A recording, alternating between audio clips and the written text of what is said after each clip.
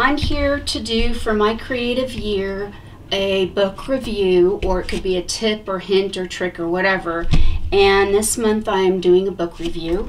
And the book review is on artists' journals and sketchbooks, Exploring and Creating Personal Pages by Lynn Perella. But there's other artists that are in here that offer inspiration and tips in here for different how some of them have done their pages.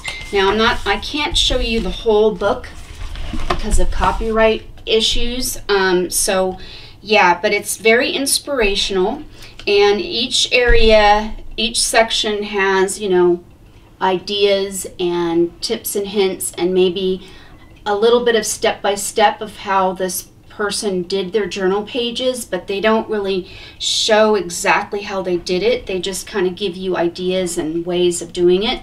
So I went ahead and did a page kind of inspired by the book. It's not exactly the same, but this is my inspirational page, and so I hope that you go check it out if you want to. I got this one from halfpricebooks.com, Half Price Books, the store, but if you go to halfpricehpb.com is the website for Half Price Books, and you can get books at a lot less money than, say, Amazon.